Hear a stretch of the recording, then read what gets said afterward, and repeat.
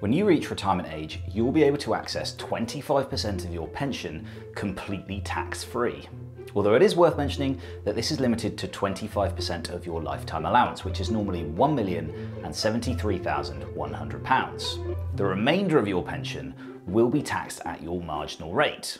Whilst being able to access 25% tax-free is a great benefit, few people actually know all of their options for accessing their tax-free cash, and there are a few major complications you should be aware of as well. It may be that you want to take out a small amount of tax-free cash from your pension at retirement age to buy a car or extend your home.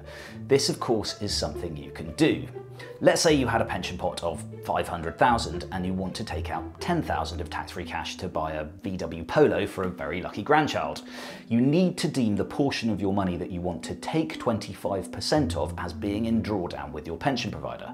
So you would simply place $40,000 into drawdown and take $10,000 of the tax-free cash out.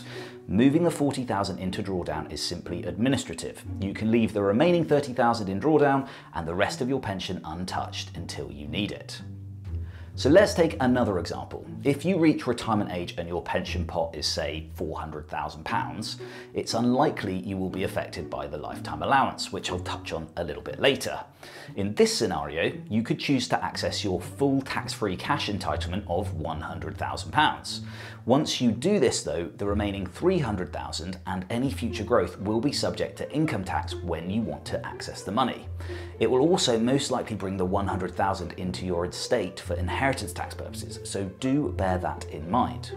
Another possible approach to using tax-free cash is to drip it out over time alongside taxable income. Done effectively, and this can reduce the amount of tax you pay each year in retirement.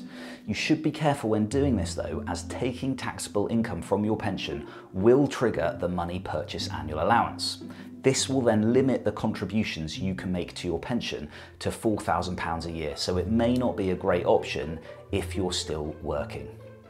People often choose to take out a large sum of tax-free cash to pay down what is left of their mortgage.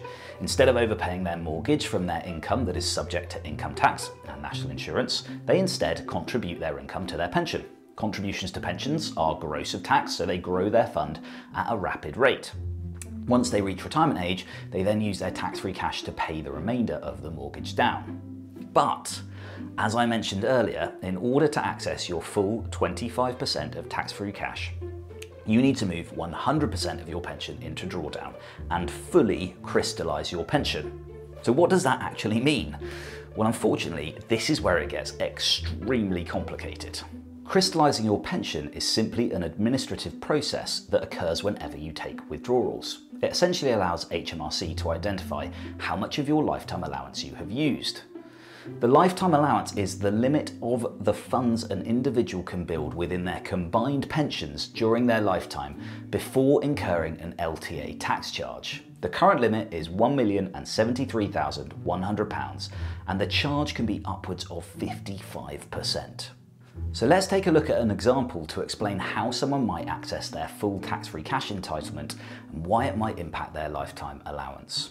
Jane has exactly £1,073,100 in her pension pot and would like to take out her full 25% tax-free cash to pay down her mortgage. That's just over £268,000. In order to do this, Jane needs to move her entire pension into drawdown. So Jane will crystallise £1,073,100 of her lifetime allowance, the whole lot.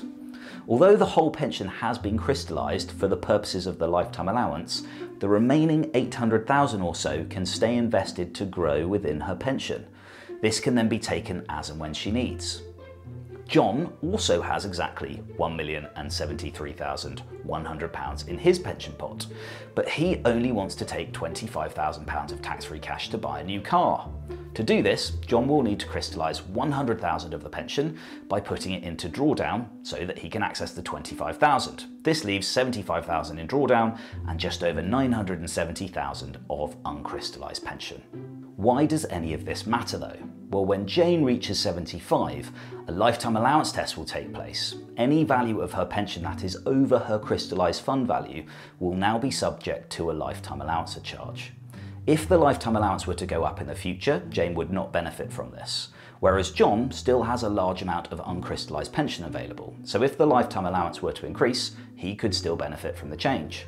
Alongside this, Jane's remaining $800,000 or so will now be subject to income tax when she comes to take it out. John, on the other hand, has tax-free cash available which could be used to reduce the income tax he'll pay on his future withdrawals. Mind-boggling, I know. Even more confusing is that taking the full tax-free cash entitlement in some circumstances might actually be a valid strategy for individuals like Jane and John if they want to reduce the impact of the lifetime allowance. The theory here is that you crystallise your pension up to the lifetime allowance, you then take out your full £268,075 of tax-free cash and reinvest it within other tax-free structures over time, such as ISAs. This means that any future growth on this portion of your money will no longer be tested against your lifetime allowance, so it could reduce the likelihood of a lifetime allowance charge. Although do this with extreme care. Pensions are free of inheritance tax, so by taking this option, you will bring the money into your estate. If you aren't going to spend the money, you might cause yourself an unnecessary and significant inheritance tax bill. And this could be an even worse option if you have a defined benefit scheme alongside your defined contribution pension. It's a really complex web of balancing accessing the cash you need against the implications of the lifetime allowance and your inheritance tax position. Who'd have thought it? All you want to do is take out your tax-free cash to pay off the mortgage, but you'll need to think about what this means for your lifetime allowance. It's why really that even for something as seemingly simple as taking out tax-free cash from your pension, it's worth taking advice. So look, it's really not straightforward. If you have a small pension, you do have lots of options and it's probably not going to be too much of a headache to access some of your tax-free cash. If though, you have a reasonably large pension pot, you should probably take some advice before even considering taking withdrawals. Because remember, your money really does matter.